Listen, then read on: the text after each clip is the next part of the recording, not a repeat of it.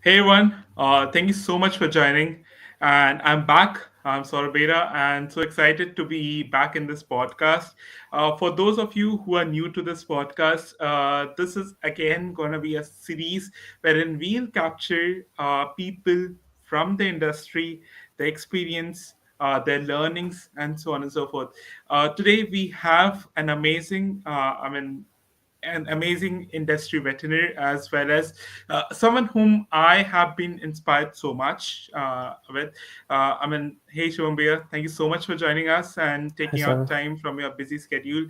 I'm so happy to host you today, and I'm really looking forward for this session. So yeah, Pleased to be here as well. okay.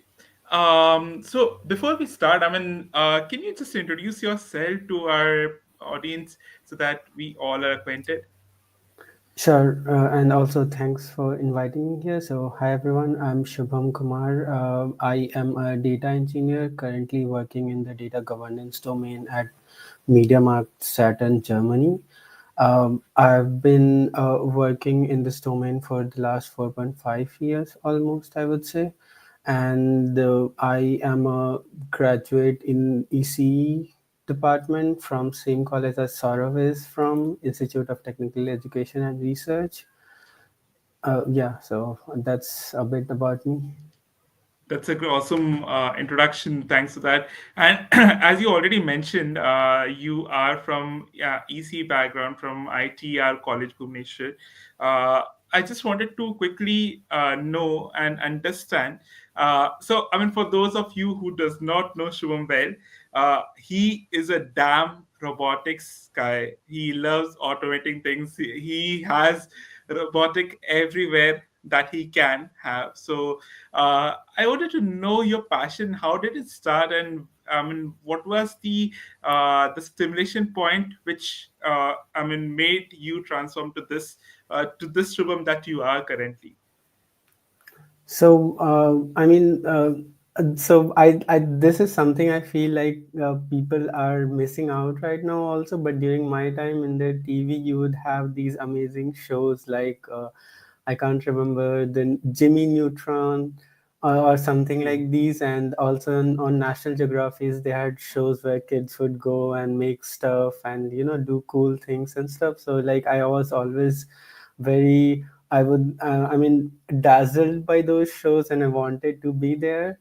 And then also during my 11th I had this interesting thing, like I knew what robots were and I always felt that they were cool. But during in my school I saw this competition by IIT Bombay where they would teach you there is this international competition that they have every year where you have to build a maze solving robot. So they also, as part of that, they also teach people how to make them, so you can participate in that. So I saw that competition and I was like, okay, this is something that I'm like really curious about, and let's like build this. And but for some reason, I could not participate in the workshop. But what happened is like I decided to teach myself how to build robots, and then I also taught myself how to program because in my 11th and 12th I was not like interested in programming that much because I did not know exactly. I was not like made aware of what are all the cool things you can do, right? So and that's when found out that you have to learn to program, and then I taught myself how to program in C and built my first robot. So yeah, that was the event that like kind of changed my life and still like affects it positively every day. Amazing. I remember during the college days, you used to lead the robotics club in our college, and for sure, you did. Your team participated into the IIT Bombay's Tech Fest. For robotics events, right? And they had one as well. So that's really So inspiring for everyone. just a quick Yeah. correction. There were people from like college who participated, but I was not like part of that team. So, but yeah, Oh. people did participate and also won. Yes, I do remember very well. I mean, people were there Yeah. who did participate a lot. So yeah, that was really, I mean, inspiring for the rest of the generation. I think even these days as well, people are there in robotics club, and they get really inspired by these teams who have won accolades across not only those colleges but I mean nationwide as well. So yeah, tell me, okay, I'm really curious. I now want to jump from corporate, I mean, from college to corporate, and for sure that transformation isn't that easy. So, wanted to understand what was your first job after graduation, and how was your experience? I mean, moving to that role, and obviously that would have played a huge role. I mean, in your professional transformation. So for sure, I would love to hear that first from you. So, for my first job after college was at Cognizant. I would like and it was like a normal MNC companies come to the college and they hire you and stuff. So, I mean, I just got hired. At that point, I was not really interested in a job.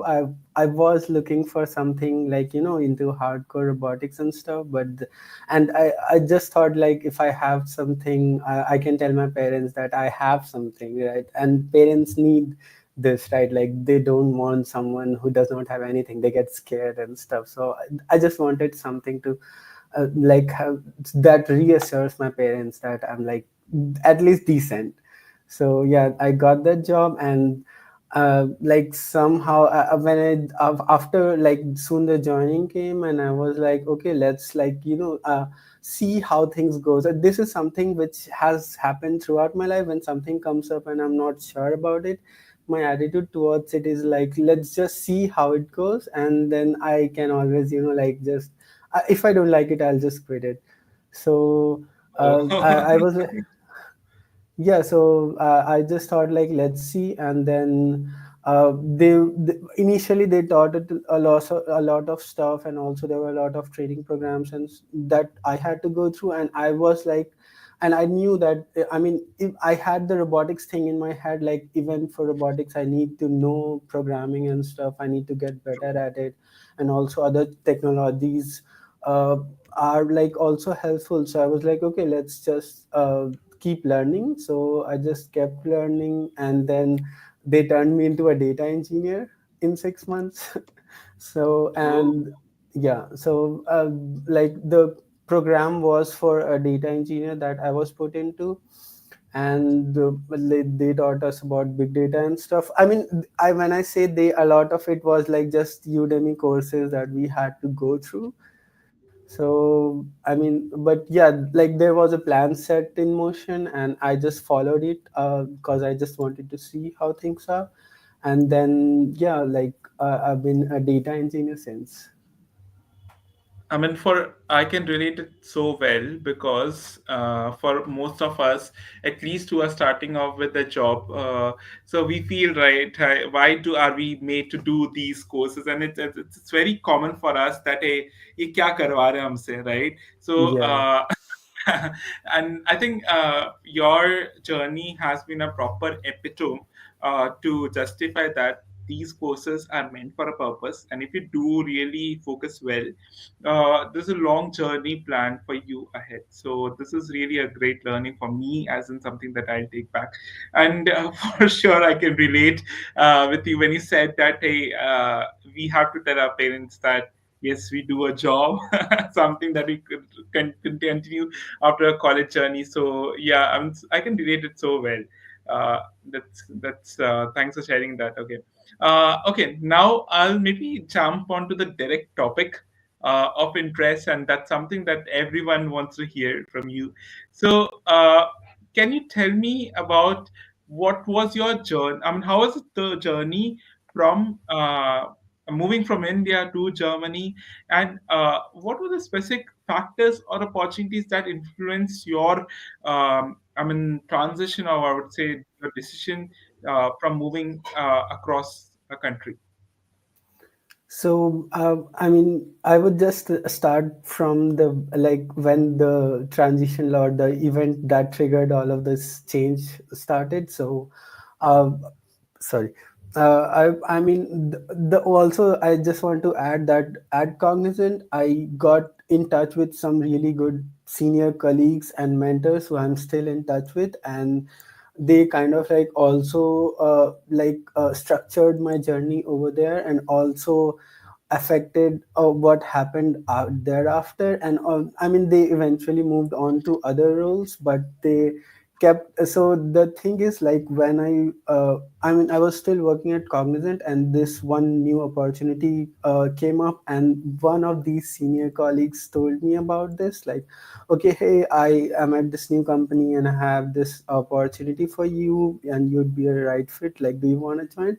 My first, like, I was thinking of like maybe doing masters or something, because I thought like that would be a good masters in robotics, and then, like, just switch to robotics. And but I had not really thought of working out of India. I mean, and I was not really like applying to something. Obviously I was like not in my head. I always have this, like, if something comes up, let's just see how things go. And then I brought it up with my parents, and my parents were like, no, you can't just go like so far from us, and like, you I mean, it's fine, like, This is a whatever typical, you.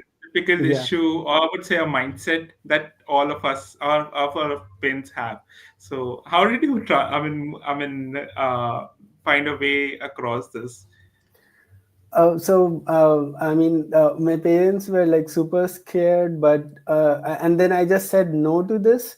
But then this other senior colleague, I had this philosophical conversation with him, where he like enlightened me about like what drives us and the fears and how we because we even if you have a mentor or a father, they are thinking the best for you, but at the same time you have this responsibility to be better than them, right? Like, otherwise all that they have spent on you is wasted, right?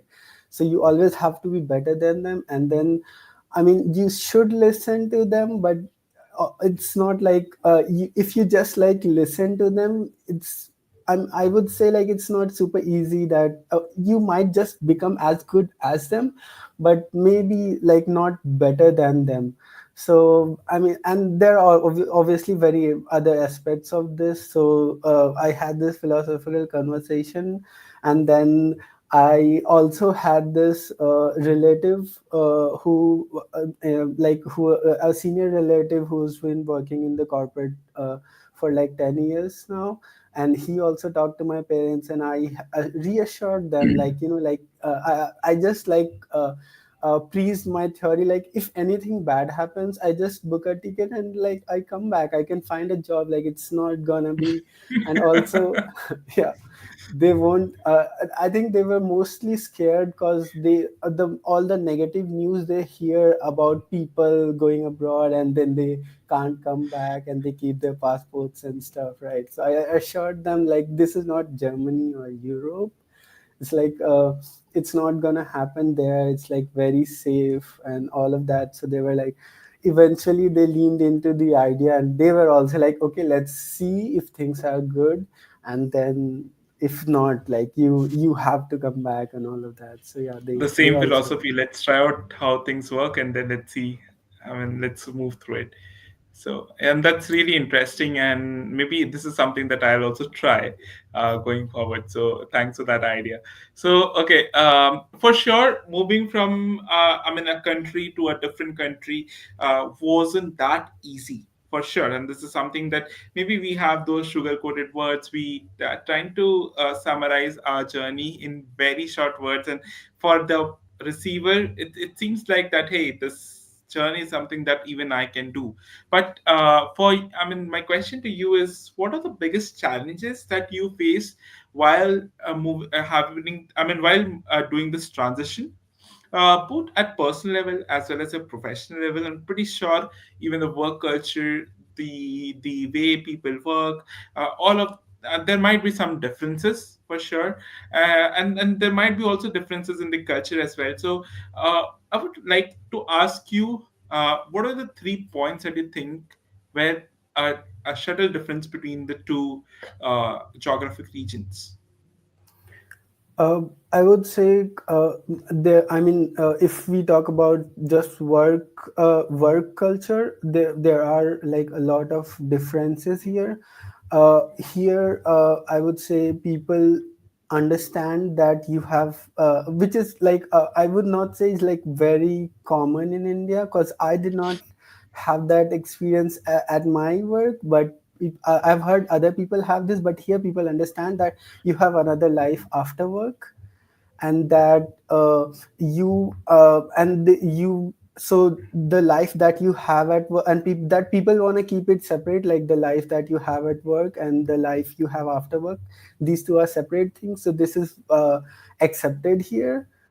The other thing also is that you it's also okay to, like, just I've seen like people when have people they have lunch, the people will just have lunch, take a walk, like when they are into that zone, they are like, just doing that thing super comfortable, but after that they are like super into work.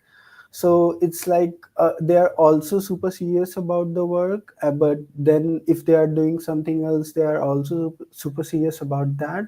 So I see like on an average, this is I'm not saying that it's not a true back, but it's also like on an average, uh, I would say like it's not like that common, but here it's like very common that people are serious about what they are doing, work wise. And also you I mean, this is also like not something that I personally experienced. Like I always felt like I don't have to, I just can say whatever I feel is right, as long as it is logically backed. So I did not have to be scared of anything and not be like, okay, like as long as I say politely and I'm like sticking to the facts, it's accepted. Like people are okay when you are being straight. Whereas back you have to like you have, I would say, like at some places it's also like not very common, but at some places you have to think what you say. So it's like these are the things that are based on what I've heard. Like I've not really personally experienced all of that. So yeah, that I would say these are the three What was the things. time that you spent in Germany as of now? I've spent around a year and a half, more than a year and a half now. I was Interesting. here, I think, uh, 2023 May. No, Mhm. 2022 May, I think, somewhere. Wow, that's really interesting, and for sure, this is something like we can. I mean, I think I have heard as well that, I mean, the work culture in Germany is too time paced. The time that you invest in work, you have to focus and you put 100% there. Meanwhile, once the time clicks off, you kind of tend to move out of your work, and then you have sufficient time to also give back to your family as and friends, right?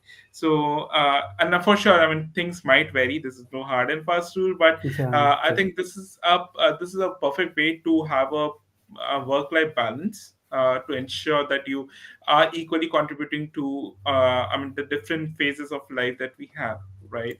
So that's interesting. And okay, I mean, okay, this is really interesting. Anything that you identified at a personal level that makes a difference when you were in India and when you are in Germany? So, I mean, personally, I would say like before moving, I was kind of like looking up on YouTube videos and stuff, like, what to expect and everything. So, there were for example, one thing I noticed here is like, cause maybe I am in Munich, but like everyone here is like very nicely dressed. And I mean, there are less people obviously here, so and India has, like, I think one of the only problems India has, like, it has a lot many people, and compared to that, very less resources, whereas Europe does not have that. has a lot of resources and very less people. So it's like, I'm not saying it's a problem, but yeah, it's like you here, if you come here, you'll find very less people. All of them are like very nicely dressed and all, and then everything like looks proper and ordered, and there is like good public transport and everything. So you'll find that. But at the same time, uh, I would say people in India are much more. I'm not saying that people in Germany are rude, but they are in India. It's cultural to, like, be more nice and welcoming of people. So, and then if you just like meet someone and they are like also very nice to you, you can like very easily just integrate and all of that stuff. Here, it's not like super common and super easy. Also, people already have their circles and stuff. It's like they have, it's not like people are not warm, but also it's not like people are very welcoming. But it's just something that you'll have to uh, like accept, because it's not like very common here, right? People also like here are different, but you'll find circles and where people are warm and welcoming and everything. So that's also true.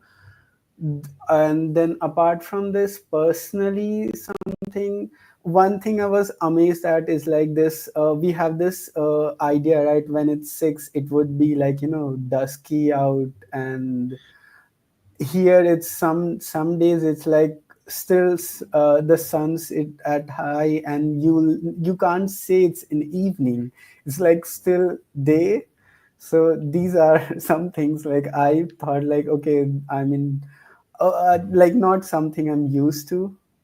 But I mean, it also changes in the winter. So Yeah, true. I mean, this is something that even I realized when I was in US. I was traveling, and I realized that it was 9 p.m. In the evening, while it was sunny, full sunny day. I was so, I was so frightened that that point in time. I mean, how do people sleep when it's fully yeah. sunny? So it's like that. My clock is ticking, but and the global clock is not moving ahead. So it seems very strange for us because we are accustomed to that time that hey, at 6 it would be dusk.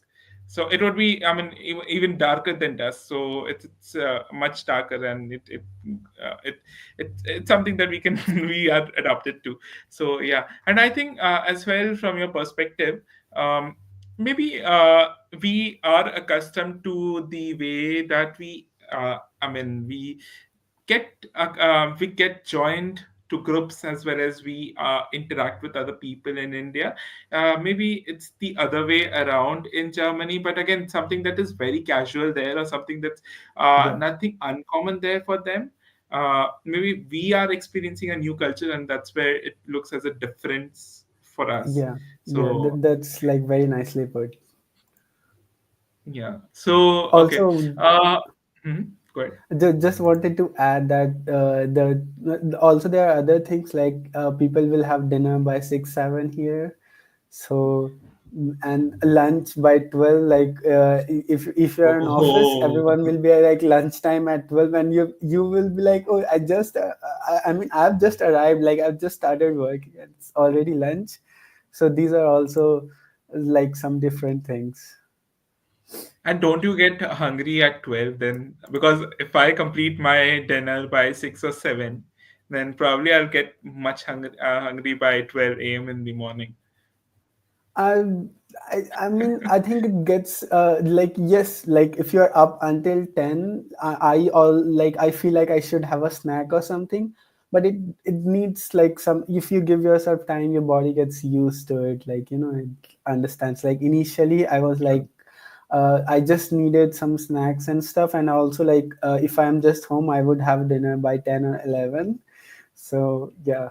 but then your body But that's gets used to true it. as well. Even our ancestors would have. I mean, I remember our ancestors would have that dinner very early, and this is something that our biological clock suits. So it's us that we delay our Yeah. both the lunch as well as the dinner to a very great extent, and that's I think that practice in Germany is much better to our health as well. So there's a logic behind it. So yeah, Yeah. that's demystified. Okay, coming to your career, so okay, can you tell me first of all, I want to understand what a data governance engineer does, and can you also share some significant milestone or an achievement that probably you have achieved in Cognizant or at Media Market? I mean, I would love to hear that if you can share. Yeah. So let me start with the data governance engineer question. So basically, what I mean, like when it comes to data governance engineer, it has like various aspects to it. Generally the goal is like when a certain company grows, the data infrastructure in any company grows, you would want to like I mean it's like any like a warehouse, like if it starts growing up you need a certain structure to it, like so everything is arranged, and if you want to get something you can get something quickly. So that is sort of the role that a data governance engineer has. And also there are a lot of things like I mean uh, I'm just using warehouse, I'm not talking about data warehouse, okay? I'm just using warehouse. Like if you have a warehouse you also have to have standards and rules and compliance, like how to keep the data and all of that stuff, like all the things, when do they expire, how can we make it easily reachable. So basically that's the role of a data governance engineer. Like we have a lot of different pipelines that data is coming in from, and then you want to ensure that there is data security, data privacy, like all of the customer data is in compliance and properly stored. And also data should be compatible, like and all the facts, like it should not be that some team is building one KPI and the other team is building the same KPI and the results are different. And also there are naming conventions, there are a lot of standards, and I mean it's like a huge data governance in itself is a huge topic, but the goal is to ensure that everything follows a standard process, so the company in the end can continue to get consistent facts out of the data, like it can make the best of the data. That's what the role of data governance is. And when it comes to a data governance engineer you have to basically solve a lot of problems related to this. For example, how do we what solutions can we use to ensure we are compliant, and all the new data that comes in, how do we ensure that the customer data is properly secured.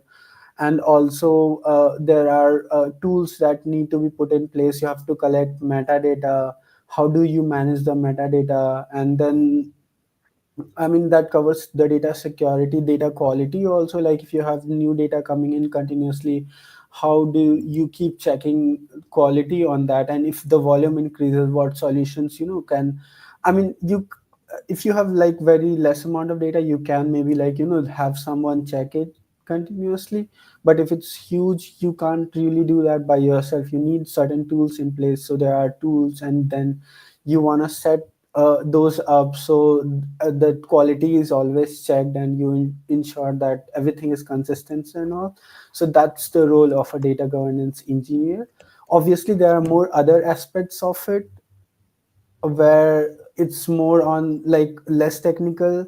Like I am work at cause of my experience as a data engineer, I am working on the technical parts only, but there are also non-technical parts of this where you have to understand what standards should be put on place, push those standards, and then like understand what other problems are. So yeah, I mean that's the summary of the role. And then talking about the achievement, I mean like I'm not sure like I can consider this as an achievement or not, but what I've done, like since the start, is also like I always keep my pushing myself to learn, and whatever comes up, like if I feel like I have there is a problem that needs to be solved, I find how that can be solved, and then I just learn it, and that's how I learned cloud. Like one of my mentors said, like if you should you know big data, and you should learn AWS cloud, because that's what everyone's using these days, and he learned AWS cloud. And what I did is, like while I was working there, uh, there were a lot of pipelines failing. And then what I initially spent time, it was like very beginning of my career, but what I and I had just found out this CLI tool, and the AWS Bodo 3 library. So I pitched this idea that we can, just have scripts that scan through all the jobs, get the status, and because we had a lot of glue jobs and Lambda functions running, and we can just generate a daily report of what's failing, what's not failing, and I wrote a script to do that. So I would say when I was just learning this, I pitched this idea, and we had like a huge infrastructure. So at that point of, I mean, now when I see it, it seems like a very like small thing, but at that time, that seemed like a huge thing that I built, and it's to continuously monitor all of these jobs and everything. At MediaMarkt Saturn, I mean, at Cognizant, I also learned Airflow and did a ton of stuff with those, because we wanted to end-to-end test all of our data pipelines. So I mean, when you build huge data pipelines, it's you also have data quality checks in place, but uh, before you push them to production, you want to check like the whole thing. And if it's like a huge infrastructure consisting of multiple glue jobs, it's not super easy that you can just functionally just have functional tests or unit tests.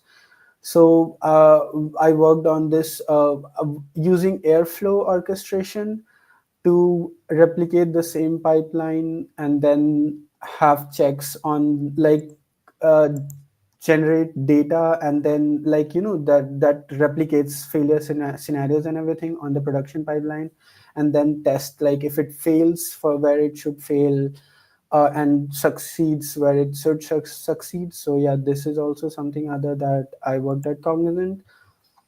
And at MediaMarkt, I would say like I mean, I've been working on something. I'm not sure like it's still a success or not, and I can consider this an achievement or not. But I mean, so like it's just something that is a work in progress. I mean, yeah, it's taking a lot of time, but I'm not like, let's see if things work well or not. That's for sure an achievement to be called because number one, the learnings that you had in the initial days, and for sure these learnings are something that is very relevant to the industry. I think even if you work as a data engineer these days as well, you have to implement, you have to fix these CI/CD pipelines, and this is very important because this forms the foundation of how maybe your application is deployed. It could be also the ETL process of the data. It could be many other things as well. So that's where it's very critical. And for sure, I mean, really get inspired by you with the projects as well. So thanks for sharing on that. Okay, I just had a quick question. Can you just share with us what visa are you in? I mean, what visa did was required for you to work in Germany? Was it a work visa? And are there any specific things that one needs to take into consideration while getting these works visa? Number one. Second, are there any communities that helped you navigate? Uh, I mean, to Munich or Germany. I mean, as such, so some communities that are based out of Germany that helps people from India or abroad to move. So the for the visa question, like once you get a job here, it depends. There are two options. You can just be here on like a work visa, or if your salary is above a certain threshold, uh, you can get a blue card. Blue card is like also a work permit, but it's EU wide, and then it does not have a expiry if you don't have a limited contract. Obviously, initially Mm-hmm. it says like 4 years or something, but you can just get it renewed. So these are the two things. And about the community, there is a Facebook community called Indians in Munich, and there are similar Facebook community for like other cities. I guess there is also something like Indians in Germany.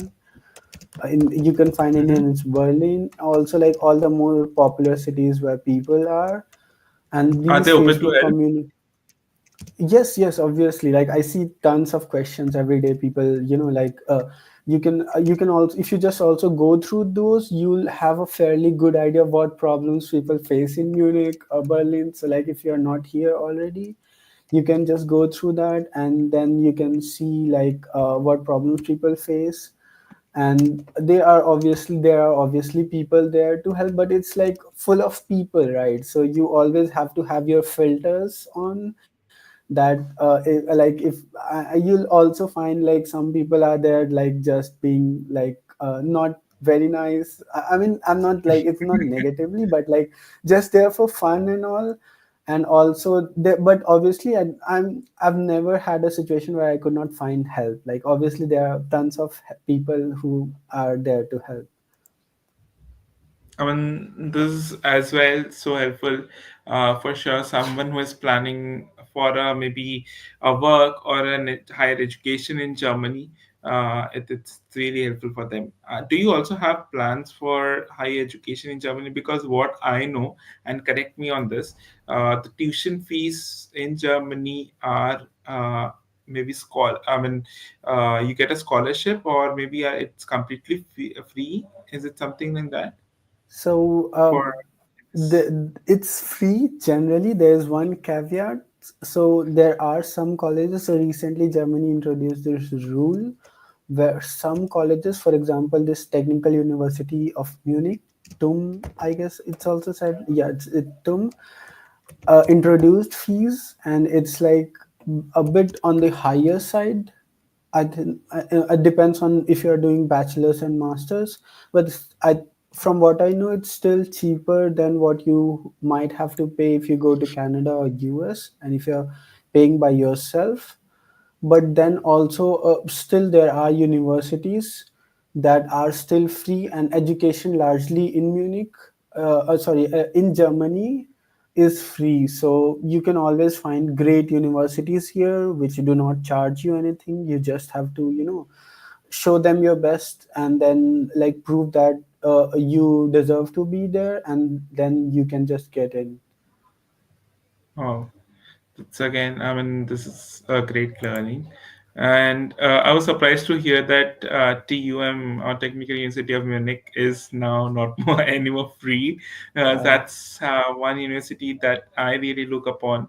I mean, maybe at a given point for higher education, for sure. I mean, that's something that's in my plan. So, okay, just to wrap up, Uh, I mean, and I will keep it open for you to answer. What are your future career plans or personal goals uh, that you want to accomplish? Maybe in Germany, or it can be as generic as possible. I mean, I'm keeping that wide open for you to answer. Yeah.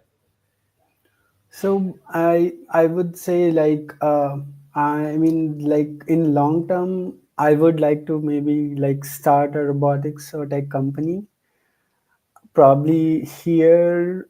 I mean, or in India also, like I'm open to that because India is also like rapidly changing now. So obviously there are tons of opportunities back there, and here also it's very conducive. And I mean, I would say like the German economy is not like doing super good right now, but it does not mean that there are very less opportunities at the moment. And also like in terms of like there are a lot of European cities nearby, so you have like a huge network that you can just reach out to, have people help. And also there are very nice colleges and tools. so and also in Germany there is like I mean, you can find maker shops and fab labs and stuff, so it's like also good. So in the long term I would like to like probably start a robotics company. And then apart from that, I mean, like and also I would like to someday call myself like a really good software engineer. I mean, and I say software engineer because data engineering is also like, if you're not like just data engineering is also a subset of software engineering, where you are like Exactly. excessively focused on just the data problems and not like normal applications and stuff. So yeah, I would also like in the short term I would like to call myself like a really good software engineer. I mean, obviously there are tons of stuff that I have to learn and get better at. So yeah, that's what I'm working I in think the you short are term. a software engineer for sure, and there's no, and there's never an ending to the learning, and I really emphasize on that fact with the nature of, or I mean, I would say the enthusiasm that you bring to the table. I am pretty sure you won't stop learning for, I mean, for the rest of the life as well, and that is something that we all should do. So excited to hear, and I was really anticipating this sort of a mindset from you. And again, this entrepreneurial mindset is really, again, inspiring for a lot of people as well. So, thanks for sharing that.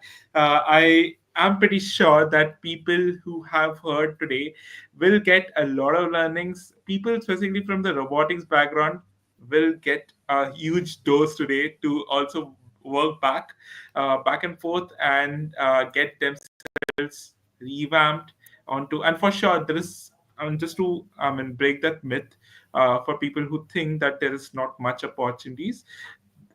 I mean, for companies like Samsung, Microsoft, even Google, okay, they are heavy on robotics as well. And there are much more companies I can name. Okay, I mean, this is not just a limited subset, but it's a very exhaustive field where you can work upon and you can develop your career journey. You can also build your own stuff, and that there's nothing better than that. So, I mean, thanks, Shubham. Thanks for sharing these insights. The transition to Germany has been, I mean, I think it has been a very thoughtful decision, and you are not regretting for that, for sure. And I wish you the best for the coming years as well. I mean, look forward to meet you whenever you are in India.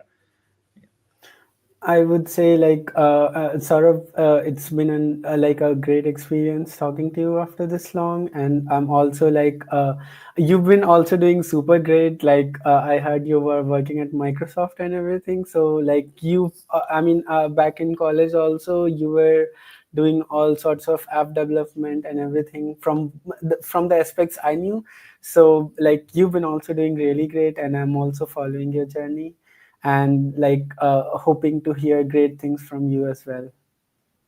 Same way. Thanks for the wishes, and would love to stay in contact for sure. Thank you so much for your time today. Yeah, Wish you the best. Bye. yeah. Wish you the best as well.